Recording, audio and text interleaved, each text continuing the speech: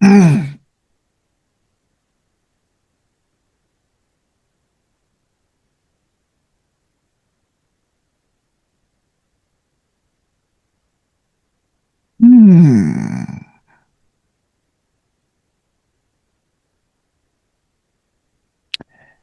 Hello. Welcome to this week's edition of the Compliance Marathon. 15 minutes of action packed compliance talk, but it's not going to be regular compliance, Daniel. It's going to be good. It's going to be the exciting stuff, the stuff that allows us to make some money and to actually, like, I don't want to say weaponize compliance, but like go on offense with the compliance, right? Daniel Hirsch, CEO, founder. He's the compliance guy. He's the owner of Risk and Compliance Analytics, my favorite compliance guy on the internet.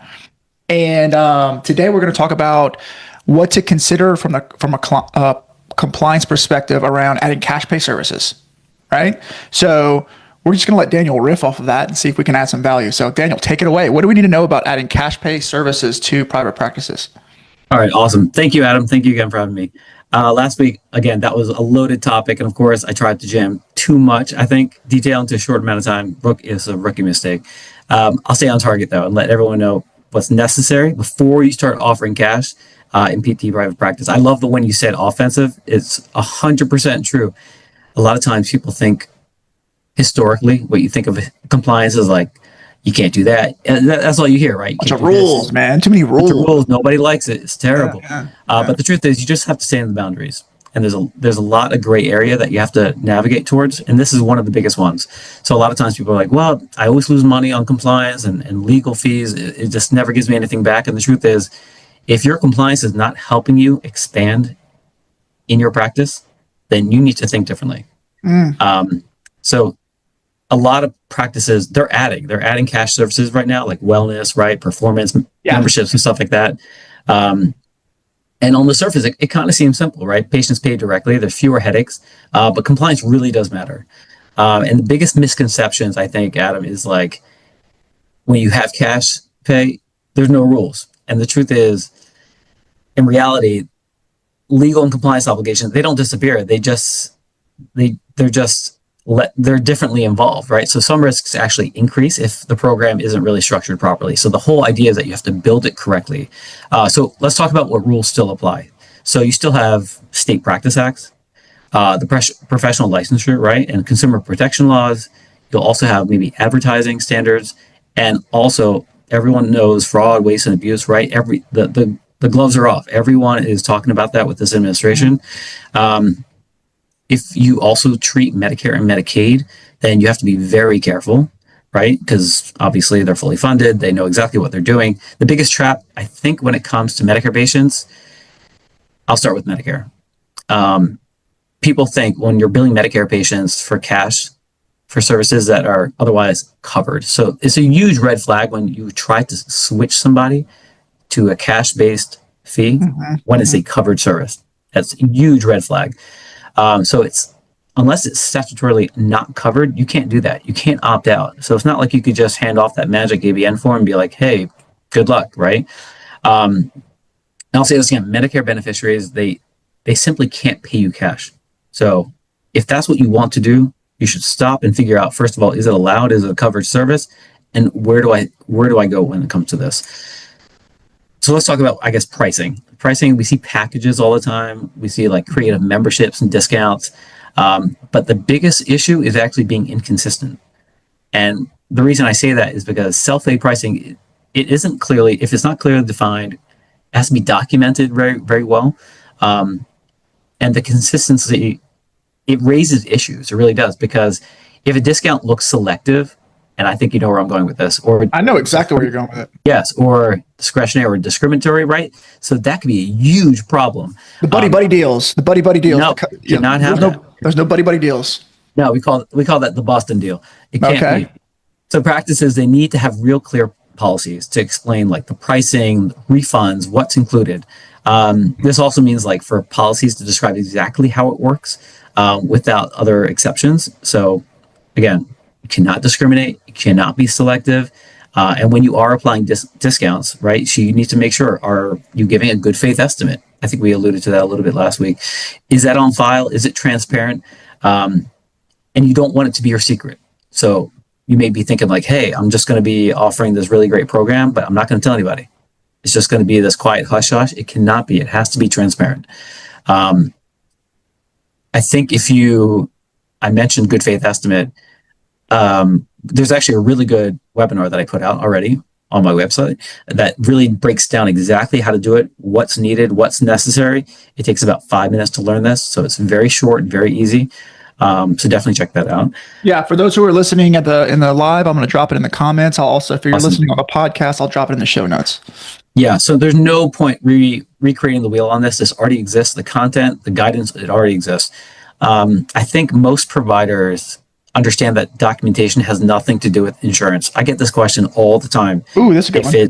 If it's, well, what about my Aetna? What about my United? What about, I'm like, the AMA is defining these codes. It doesn't matter if it's cash or commercial or federal, it doesn't matter.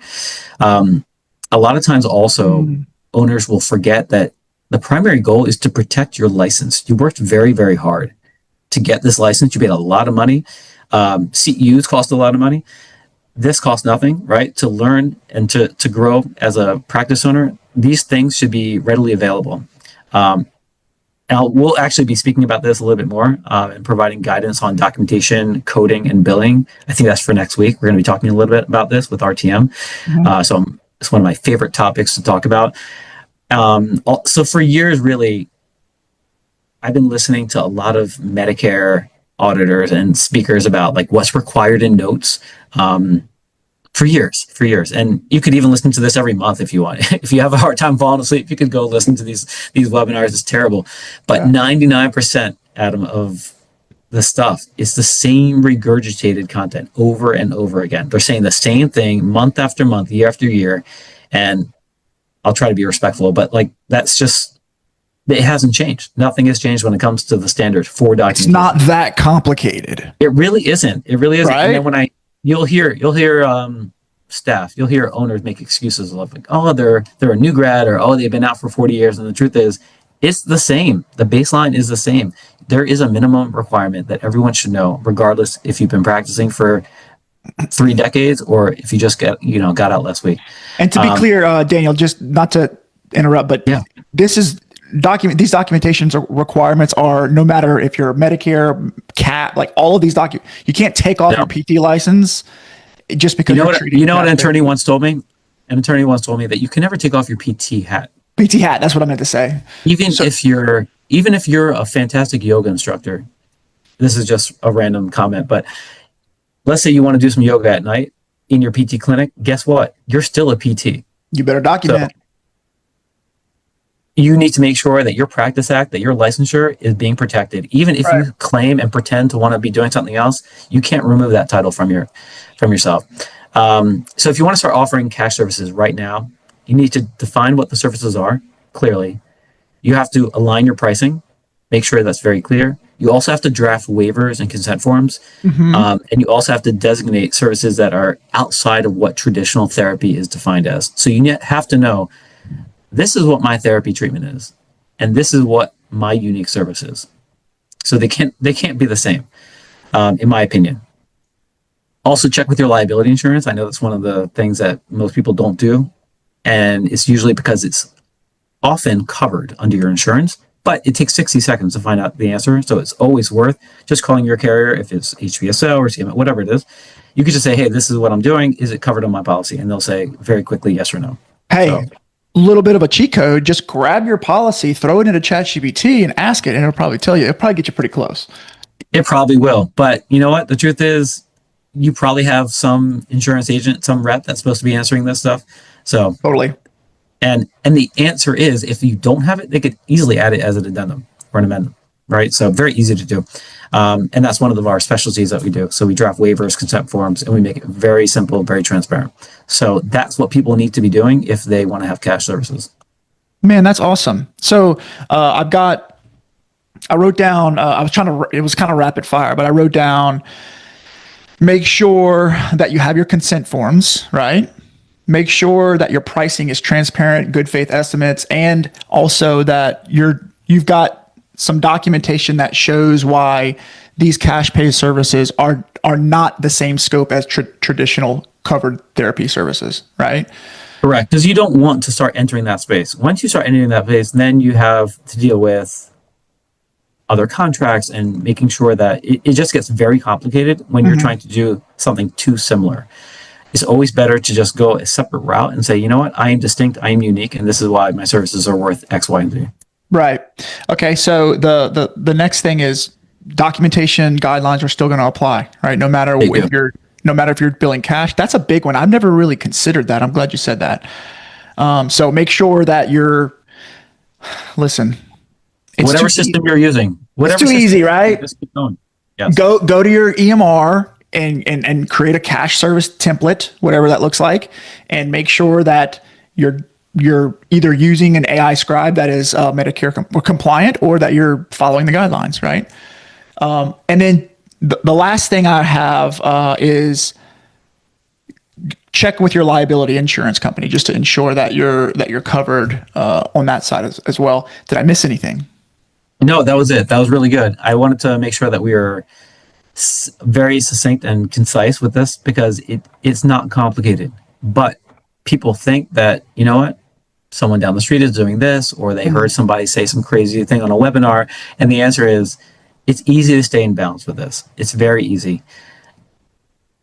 Is ChatGPT going to help you a little bit? Yes. But at the end of the day, you still want a pair of eyes that has expertise in this. I want a legal professional. And this is something where it could take 10, 15 minutes to do. So it's not a huge commitment. If you have your idea already in place, you just want to make sure that at least you're covering your basis to say, hey, by the way, I don't want trouble down the road. I don't want some patient coming back to me and saying, you know what, I thought that was insurance. I thought we were using this, and then oops, it switched over to something else. You don't want that, because I've seen many cases where someone's saying, you know what, I thought that was a free service that you were offering me, or I thought that was a cash service, and then what happened? Now that's being reimbursed. You don't want any confusion. You don't want to rely on someone saying, I understand you. You don't want that. You want it in writing and saying, this is exactly what you're getting from me. Yeah. So some of the services that come to mind are like dry needling. Would that be? Yeah, dry needling. And then dry needling, you could have laser, you could have women's health, you could have shockwave stuff. All of that. Yes. So even high price, we've seen that people want to do cash service. So these are all great lines of service that people can do. And the idea is they should be standalone, and they should be separate and distinct. Just for those who are listening and want to hear me talk a little bit about this, I'm not a compliance guru. That's Daniel. But I do know entrepreneurs and how you guys think. You guys are knuckleheads. We don't want to stop and do this stuff. Like, we just don't. Like, we're visionaries. We want to go. We want to go to the next thing. We want to get that cash pay project going. Like, we want to rock and roll. And so it's such an easy thing to just skip, right? It's such a easy little step to skip, but it's also could be the most expensive, simple step that you skip. You know what I mean? So it's kind of like we want to make sure that you're rocking and rolling, that you're moving aggressively and making money and serving patients, but also do it responsibly, right? Make sure you have somebody on your team holding you accountable to making sure you're buttoned up legally. You know, so just wanted to kind of share that perspective, because that's you. If you're listening to this, that's you, because we're all like that. We're all wired that way. Daniel, really quickly, I know we only have a few more minutes, but quickly, could you just give me like the quick little bullet point of where you see companies kind of blurring the line between traditional covered services versus non-traditional covered services? Where do people get in trouble with that gray area right there? I always see it on the front end with wellness screens, where they think they're being creative by getting people in the door. They're like, it's free. No, it's not free. If you're touching someone, that could be considered physical therapy. So when people are transitioning from certain free screenings, that is a huge area that is very expensive. So people will gladly sue when they feel like they're being taken advantage of, when it's not clear. So I've seen that many, many times. So that's a huge area that they could just, because again, to your point, these owners, they're thinking they're going to be creative, and this is just a 15-minute pit stop to make sure Right. that, no unforced errors. You don't need to drop the ball here. This is something it's very easy to do. You can be as creative as you want. But you need to know that, hey, by the way, if that's what you're doing, it needs to be very clearly delineated. Again, Right. if you're having that free screen, that's great, but we're not touching that individual. Because once you start mobilizing that person or whatever, it falls under a different scope. Very easy to do, but very easy to mess up. Got it. Thanks for sharing that. So, Yeah, of course. episode 2 today of a 5-part series.